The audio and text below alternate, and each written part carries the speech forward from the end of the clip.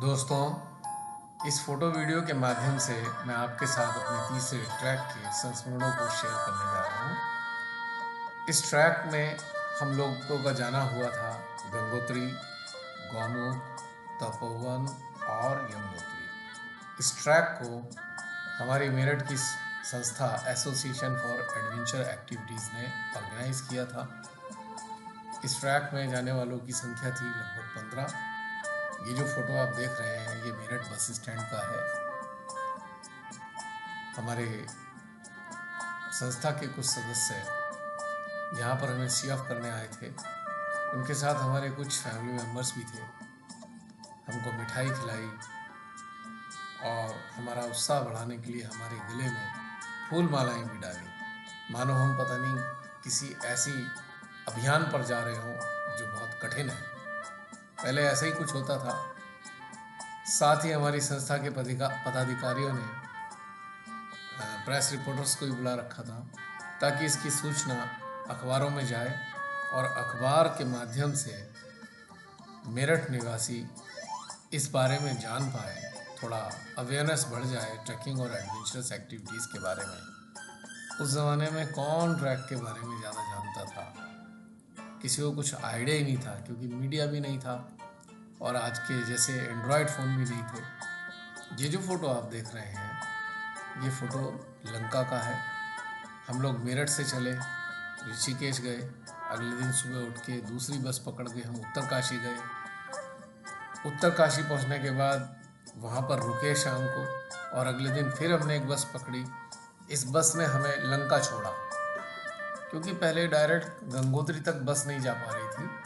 मुझे जहाँ तक ध्यान है कि शायद पुल या तो बना नहीं था या पुल में कोई रिपेयरिंग वर्क चल रहा था, पूरी तरह याद नहीं है। इस भैरव घाटी से यहाँ लंका से हमारा जाना हुआ भैरव घाटी, वहाँ से हमने एक लोकल बस पकड़ी और फिर हमने दोबारा ट्रैक किया, यानी कि 2 हिस्से में ट्रैक करके हम गंगोत्री पहुँचे थे। और बस का इसलिए ध्यान है कि उस बस का एक्सल टूट गया था।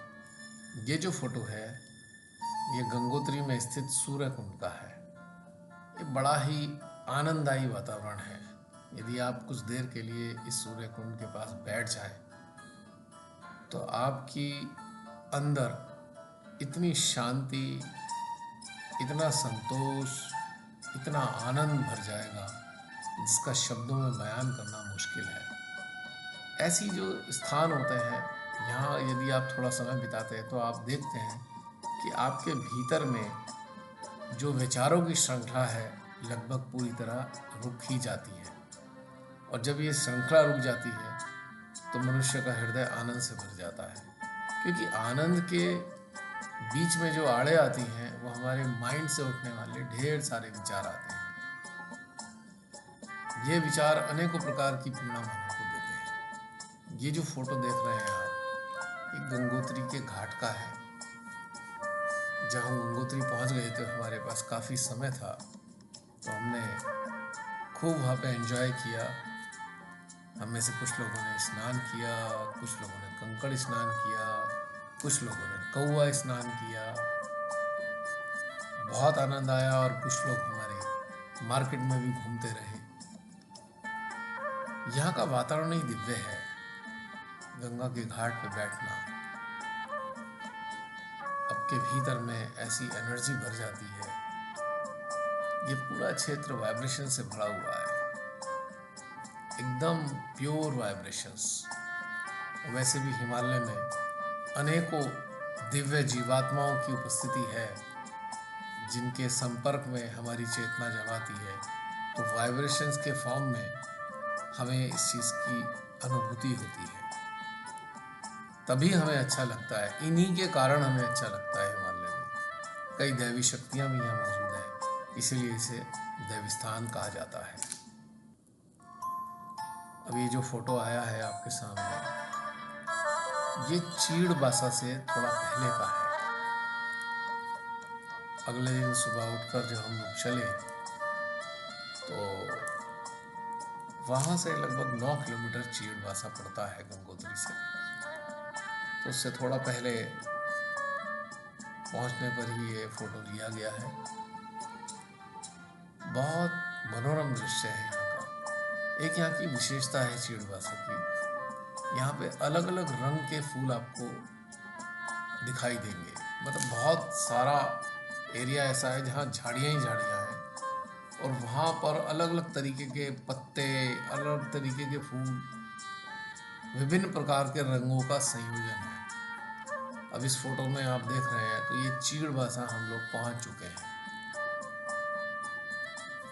और आप देख ही रहे हैं कि अलग अलग तरीके के थोड़े से जो बुशेस हैं, झाड़ियाँ हैं, पत्ते हैं, इनमें भिन्नता नजर आ रही है।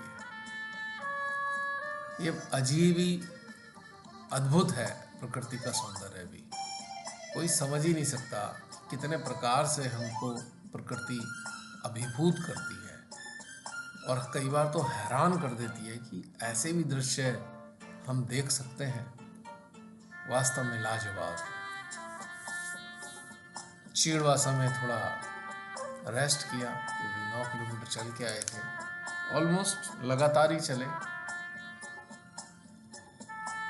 थोड़ा सा रिफ्रेशमेंट, थोड़ा सा रेस्ट, थोड़ी सी बातें, थोड़ी सी शेयरिंग, ये सब बहुत मज़ेदार होता है। जब हम ट्रैक पे जाते हैं तो इसको पूरा भरपूर आनंद लेते हैं।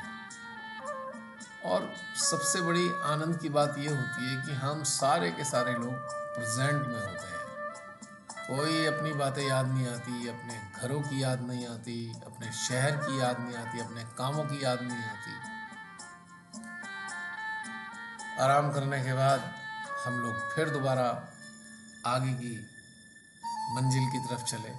अगली मंजिल थी हमारी भोजबासा। गंगोत्री से भोजबासा की दूरी लगभग 14 किलोमीटर की है,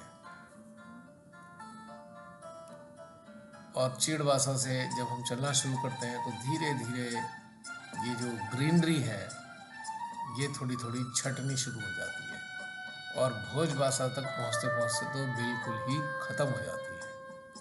पहले कभी रही होगी, और वहाँ पे रहने वाले लाल बिहारी बाबा ने पूरा काट काट के उजाड़ दिया है। रात को हम लाल बिहारी बाबा के आश्रम में ही रुके, क्योंकि और कोई साधन ही नहीं था उस काल में। कुछ भी नहीं था सिवाय उसके आश्रम के। इंच इंच जगह खिसक खिसक के हम लोग वहाँ पे कैसे तरह से एडजस्ट हुए थे। अगले दिन सुबह उठ के हम गौमुख की तरफ रवाना हुए, और अपने रक्सैक वगैरह हमने आश्रम में ही छोड़ दिए थे, क्योंकि हम में से कुछ लोग शायद ऊपर जाने वाले थे तपोवन में, और कुछ लोग वापस आने वाले थे, इसलिए रक्सैक की जरूरत नहीं थी। यह गौमुख है, माँ भगीरथी का उद्गम स्थल। कल कल बहती नदी, आवाज इतनी होती है यहाँ पे, बहुत तेज साउंड होती है। और इसी के साथ में ही ग्लेशियर से टूट टूट के बहुत बड़े बड़े जो आइस के ब्लॉक यहाँ पड़े हुए हैं। देखो हमारा फोटो शूट चल रहा है इन ब्लॉक्स के ऊपर विभिन्न मुद्राओं में।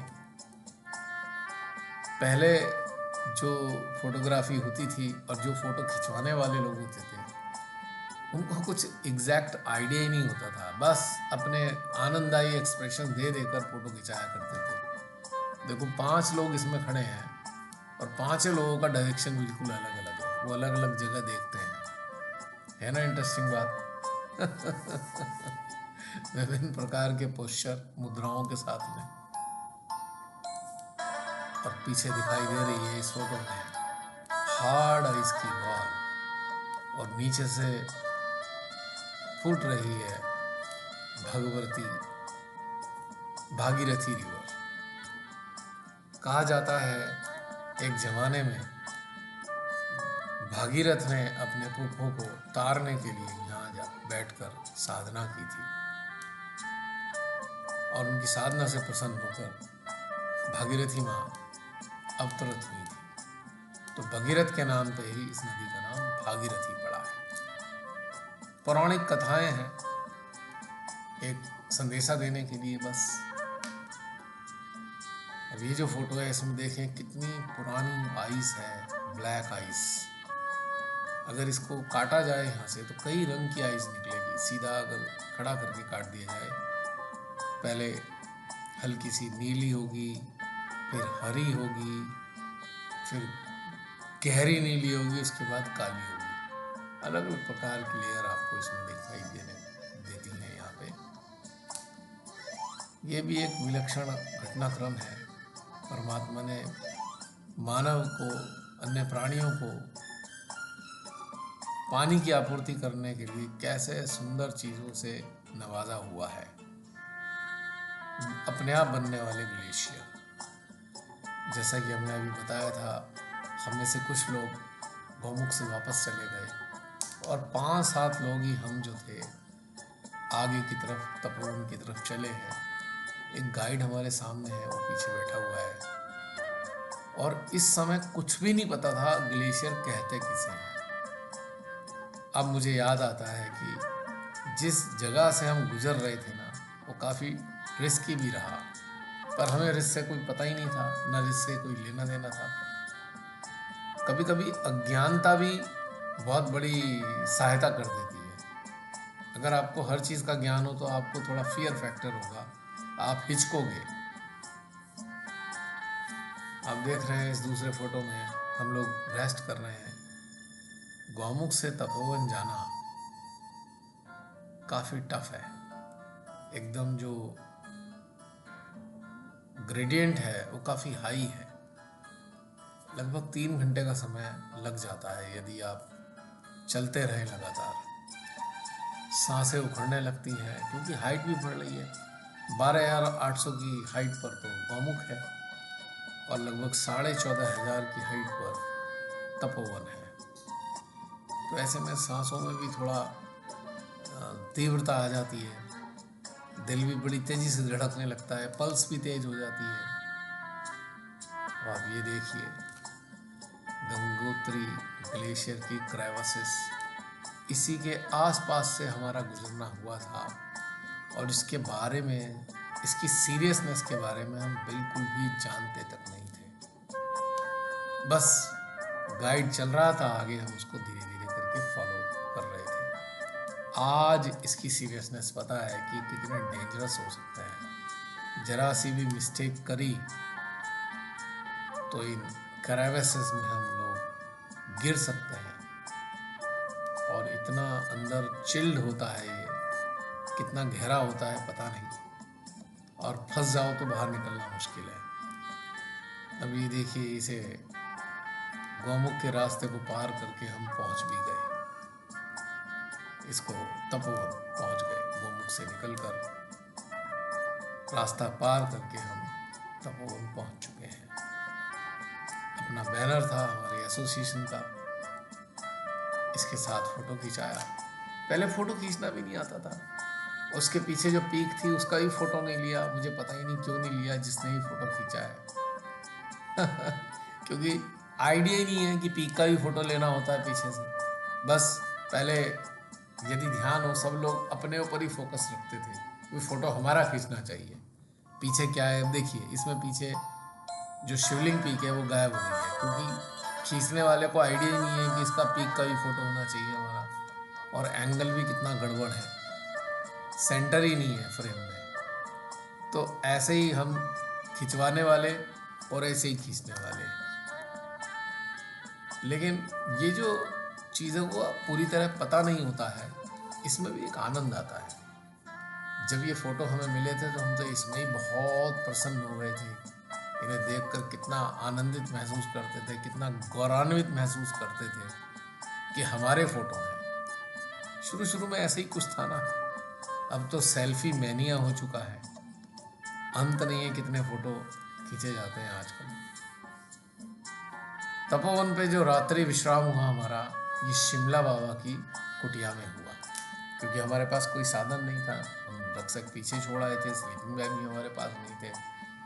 तो शिमला बाबा से हमने जो बात करी तो वो तैयार हो गए, बोले आ जाओ मेरी कुटिया में, आप लोग सब आराम से रह सकते हो। रात में उन्होंने हमें कंबल दिए। और लकीली उस दिन विजयदशमी का दिन था, तो शिमला बाबा ने हमें सफ़ेद रंग के रसगुल्ले भी खिलाए। मैंने अपनी ज़िंदगी में पहली बार टिंड रसगुल्ले खाए थे। मुझे मालूम ही नहीं था कि रसगुल्ले टिन में भी आते हैं पैकिंग में, क्योंकि शिमला को देते होंगे वहाँ के जो लोग एक्सपीडिशन में जाते होंगे, वो वापस आके दे देते होंगे, या पोर्टर्स भी पहुँच जाते होंगे, ट्रैकर्स उन्हें जो बचा हुआ सामान दे जाते होंगे। बहरहाल वो बहुत कंपैशनेट थे। उन्होंने बड़े प्रेम से हमें अपनी कुटिया में बिठाया, अपनी कहानियाँ सुनाई। जैसे कि नाम से जाहिर है, पायलट बाबा पहले पायलट हुआ करते थे। उनके हृदय में विरक्ति आई और फिर वो यहाँ आकर बैठ गए। अब ये जो फोटो है, ये ट्रैक कंप्लीट करने के बाद है, और ये जो एसएसपी साहब थे हमारे मेरठ में उस वक्त, उन्होंने हमें ये सर्टिफिकेट प्रदान किए थे। तो दोस्तों, फिर मिलते हैं अगले वीडियो के साथ।